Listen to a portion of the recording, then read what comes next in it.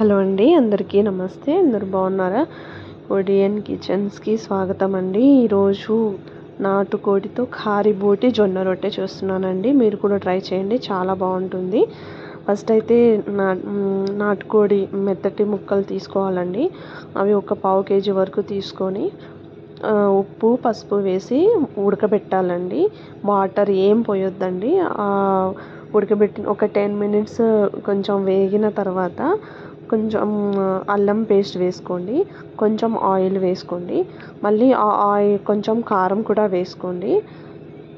చూడండి, మీకు స్పైసీ మీరు ఎంత తింటారో చూసుకొని కొంచెం కారం కూడా వేసుకోండి. కొంచెం ఒక 5 మినిట్స్ వేగిన తర్వాత వాటర్ 1.5 గ్లాస్ వాటర్ పోసేసుకోండి.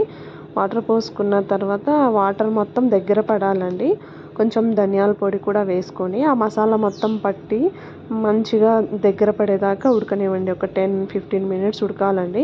తర్వాత జొన్న పిండి ఒక 1.5 స్పూన్ తీసుకొని వాటర్లో కలిపేసుకొని ఆ వాటర్ని దీంట్లోకి వేసుకోండి. ఆ జొన్న పిండి అదంతా కలిసి కొంచెం దగ్గర పడిన తర్వాత అది వేసి తిప్పిన తర్వాత ఒక 10-15 మినిట్స్ అయితే ఉడకనివ్వండి. అది మొత్తం దగ్గర పడిన తర్వాత దింపేసేయండి. ఇది చపాతీ మీద జొన్న రొట్టె మీద తినొచ్చండి, చాలా బాగుంటుంది. మీరు కూడా ట్రై చేయండి.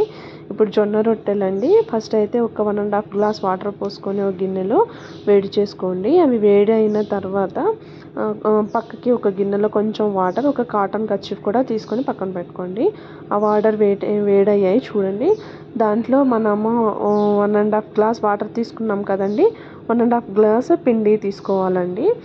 అది మొత్తం లూజ్ ఉండకూడదండి, మరీ మెత్తగా ఉండకూడదండి, కొంచెం పొడిగా ఉండాలండి, మరీ పొడిగా కూడా ఉండకూడదు. చూడండి, చూపించిన విధంగా కలిపేసుకోవాలండి. ఆ పిండిని వాటర్లో ట్రాన్స్ఫర్ చేసుకొని చూపించిన విధంగా కలిపేసుకోండి. మనకి మొత్తం కలిపిన తర్వాత చూడండి, ఇట్లా రావాలండి మనకి పిండి అనేది. చూడండి, ఎక్కువ పొడి లేదు, ఎక్కువ మెత్తగా లేదు. ఇప్పుడు మన చేతిని వాటర్లో తడుపుకుంటూ కొంచెం వాటర్ పోసుకుంటూ చపాతీ పిండిలాగా కలుపుకోవాలండి. ఒకటేసారి వాటర్ పోసుకోకూడదు. చూడండి, ఇట్లా కొంచెం వాటర్ తీసుకొని మంచిగా చపాతీ పిండిలా కలపాలండి. కలిపిన తర్వాత మనం చేతి మీద మీరు రొట్టెల్లాగా చేసుకోవచ్చండి. మీకు ఎంత వర్క్ వస్తుందో అంతవరకు చేసుకొని తర్వాత కర్చీఫ్ మీద ట్రాన్స్ఫర్ చేసుకొని మనం చేత్తో ఒత్తుకోవాలండి. రౌండే రావాలని ఏం లేదండి, మీకు ఎలా వస్తే అలా చేయండి. చూపించిన విధంగా చేసుకున్న తర్వాత ఒక స్టవ్ మీద పెనం పెట్టేసుకొని అది వేడైన తర్వాత ఈ కర్చీఫ్తో తీసి, కొంతమంది ఏంటంటే కర్చీఫ్ నుంచి చేత్తో తీసుకొని చేత్తో వేస్తారండి. నేను డైరెక్ట్ కర్చీఫ్తోనే పెనం మీద వేస్తున్నాను. మీకు ఎలా వస్తే అలా చేయండి.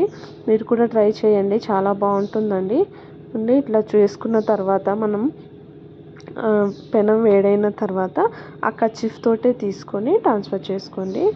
చూడండి, అట్లా వేసుకోండి. వేసుకున్న తర్వాత ఒక సైడ్ వేగిన తర్వాత నెక్స్ట్ సైడ్ టర్న్ చేసుకోండి. ఇంకా టర్న్ చేసుకున్న తర్వాత ఒకటే చోట ఉంటే మాడిపోతూ ఉంటుందండి, కొంచెం తిప్పుకుంటూ ఉండాలి.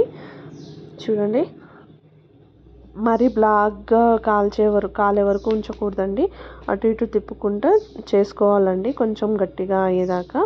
తర్వాత ఈ కారిబోటి ఒక ప్లేట్లో కారిబోటి జొన్న రొట్టెతో సర్వ్ చేసుకోండి. టేస్ట్ చాలా బాగుంటుందండి. మీరు కూడా ట్రై చేయండి, ఎలా ఉందో కామెంట్ చేయండి.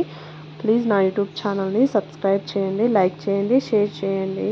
Thanks for watching.